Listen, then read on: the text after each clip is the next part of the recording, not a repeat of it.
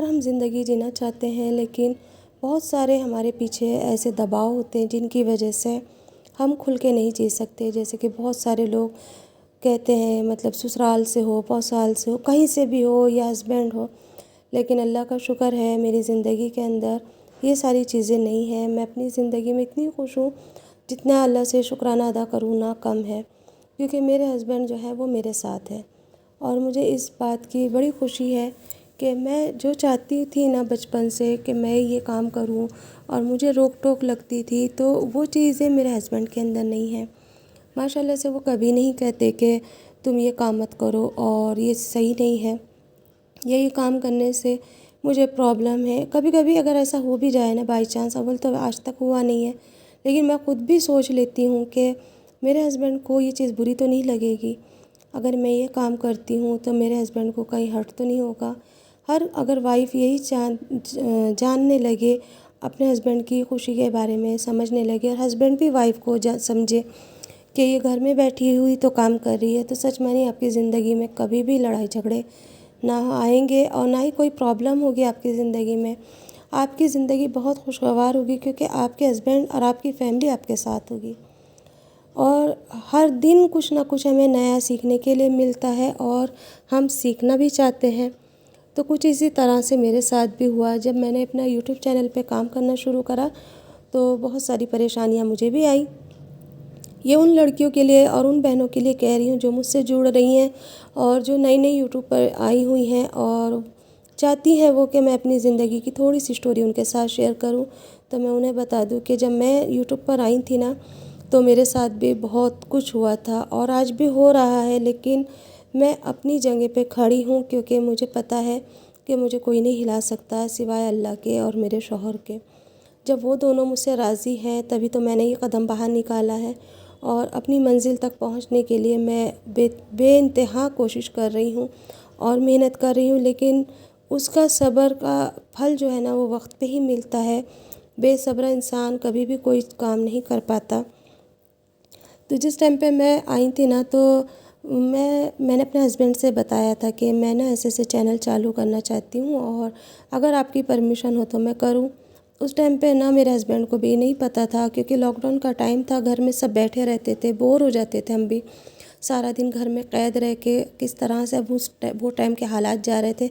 बच्चे भी मेरे छोटे थे उस टाइम पे, तो मेरे हस्बैंड ने कहा ठीक है कर लो। तो ये वाला चैनल मेरा कुकिंग का था, और कुकिंग के ही मैं इस पे वीडियो भी डालती थी। फिर रफ्ते रफ्ते मैंने अपने हस्बैंड से कहा कि मैं व्लॉग बनाना चाहती हूँ, तो क्या मैं व्लॉग बना सकती हूँ। तब तक कि मेरे इस पे वीडियो काफ़ी सारी कुकिंग की आ चुकी थी, और मैंने 1 साल कुकिंग को दिया था, लेकिन उस पर कोई भी रिस्पांस नहीं आ रहा था, क्योंकि मुझसे जैसी रेसिपी आती थी मैं वो दिखाती थी, और बड़े बड़े यूट्यूबर की लोग रेसिपी देखते थे जिसमें चीज़ होता था, ज़्यादातर मेयोनीज़ होती थी। और हम देखिए हाउसवाइफ है, अपने घर के अंदर बहुत नॉर्मल सा हम लोग खाना खाते हैं, बहुत नॉर्मल सा ही खाना बनाते हैं, तो रोज़ रोज़ वो चीज़ें कोई नहीं देखना चाहता। चटपटी चीज़ें रोज़ रोज़ बनाने का अपना बजट भी नहीं है, तो इसीलिए जो भी मेरे पास रहता था मैं वही दिखाया करती थी और वही बनाया करती थी। तो लोगों को इतना कुछ ख़ास रिस्पांस नहीं दे रहे थे, तो फिर मैंने कहा मैं व्लॉगिंग करती हूँ। तो मैंने सबसे पहला व्लॉग बना करके अपने हस्बैंड को सेंड करा, तो मेरे हस्बैंड ने कहा ठीक है, अच्छा है, बनाओ। लेकिन जैसे ही मेरे 10 से 15 ब्लॉग गए, और आस-पास में क्या रिश्तेदारों में जब ये बातें शुरू हुई, तो मैं डर गई, और मैंने अपने हस्बैंड को बताया कि देखना मुझे ऐसे ऐसे कह रहे थे कि अब तो तुम ब्लॉग बनाने लगी हो और तुम्हारे ब्लॉग बहुत अच्छे लगते हैं। सामने तो हंसते थे, लेकिन पीछे बुराई करते थे। तो मेरे हस्बैंड ने मुझसे कहा कि अच्छा चलो, तुम्हारे अंदर कोई तो बात है, ख़ासियत है, जो 4 में तुम्हारी बात हो रही है, इसका मतलब ये है कि तुम बिल्कुल सही दिशा में जा रही हो। तुम अपना काम करती रहो, मेहनत करो और ईमानदारी के साथ काम करो। कोई भी ऐसा ब्लॉग के अंदर नहीं डालना ताकि कोई तुम्हें कुछ कहे। इस टाइम मुझे समझ में भी नहीं आता था, बस मैं ब्लॉग बनाती थी और एडिट करती थी, डाल देती थी। पीछे से कैसे वॉइस बंद करनी है, वॉइस अपनी कैसे देनी है, ये भी सही तरीके से नहीं पता था। कभी कभी ऐसा होता था कि मैं कोई भी बात कर रही हूँ और वॉइस भी दे देती थी, और उस चीज़ का मुझे पता भी नहीं चलता था। तो अम्मी बता देती थी आके कि पीछे से आवाज़ आ रही है और तू वॉइस भी दे रही है। कितना भी हम ब्लॉग के अंदर अपने आप को प्राइवेसी के साथ काम करें, लेकिन साथ में वॉइस देते देते हो जाता है कभी कभी कुछ ना कुछ ऐसी मिस्टेक हो जाती है। तो वो छोटी छोटी बातें मेरी पकड़ी जाने लगी, मुझे डर बहुत लगता था, फिर मैं भी डरती भी बहुत ज़्यादा थी उस टाइम पे। अब तो अल्लाह का शुक्र है अल्हम्दुलिल्लाह, कोई डर नहीं, कोई खौफ नहीं, सिर्फ अपने काम के ऊपर फोकस है और माशाल्लाह मैं अपने काम को कर रही हूँ। लेकिन हाँ, बस उसके बाद में ना मेरा कुछ टाइम पे व्लॉग इसलिए रुक गए क्योंकि अम्मी का अचानक इंतकाल हुआ और फिर मैंने व्लॉग बनाने बंद कर दिए, क्योंकि मेरे व्लॉग अम्मी देखा करती थी और अम्मी मुझे बताया करती थी, आज ये वाला सही था, यहाँ सही करा था, और तुम बनाया करो, तुम्हें अच्छा लगता है तो तुम बनाया करो। मैं सबके कहने से नहीं, बस अम्मी जब कहती थी ना तो मुझे ऐसा लगता था जैसे अम्मी मोटिवेट कर रही हैं, और वो चीज़ें ना अच्छी भी लगती थी। और जब अम्मी का अचानक ऐसा हुआ ना, तो सच मानिए मैंने ना मुझे ऐसा लगा था अब जीने का कोई मकसद ही नहीं है, जबकि अपने 2 बच्चे हैं, अपने शौहर है।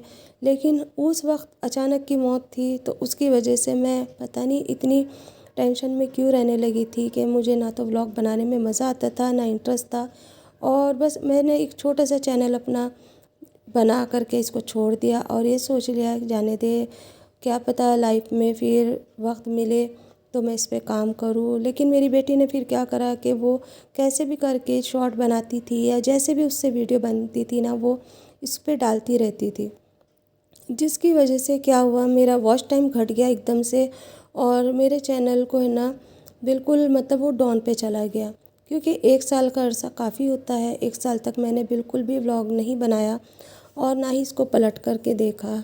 कोई भी काम अगर आप करते हैं, जब उस पे काम लगातार होता है तभी उस पे कामयाबी भी मिलती है, और जब आप उस काम को करने के लिए छोड़ देते हैं, नहीं करते हैं, तो वो चीज़ ख़राब हो जाती है। जैसे कि हम कहीं जॉब करने जाते हैं और वहाँ से हम 1 महीने की छुट्टी मांग लें, तो क्या वो सैलरी आपको देगा? कभी भी नहीं। तो मैंने तो 1 साल के लिए इसको छोड़ दिया था, लेकिन एक दिल में ये था कि मेरा वो चैनल है और मैं इसे किसी भी हाल में नहीं छोड़ना चाहती थी। रफ्ते रफ्ते सारे ज़ख्म भरते चले गए, यादें थोड़ी कम होती चली गई। मैं वापस से अपने चैनल पे आई। एक दिन मैं ऐसी ही बैठी थी, तो मैंने अपने चैनल को दूसरे फ़ोन से चालू करके देखा, तो मेरी खट्टी मीठी यादें इसके अंदर से मुझे दिखी। तो फिर मैंने अपने हस्बैंड से फिर कहा कि मेरा चैनल अभी है तो क्या मैं इस पे काम कर सकती हूँ? उन्होंने कहा, मना ही कब करा था, तुम अपने चैनल पे फिर से काम करो, जैसे भी तुम्हें लगता है। और दुनिया का क्या काम है, दुनिया तो बोलती ही रहेगी, उसका काम बोलने का है, ऊपर वाले ने उसे ज़बान दी है तो वो तो बोलेगी। बस तुम्हारा काम है सुनना, और एक कान से सुनो एक से निकालो, लेकिन अपना काम करो। तो यहाँ मैं सारा क्रेडिट अपने हस्बैंड को दूंगी, क्योंकि मेरे हस्बैंड अगर मुझे ना कहते, ना साथ देते, ना चैनल बनाने देते, तो मैं आज आप तक कैसे बात पहुँचाती। और ये सारी चीज़ें मेरे हस्बैंड ने ही कही थी, तो मैं यहाँ तक आई।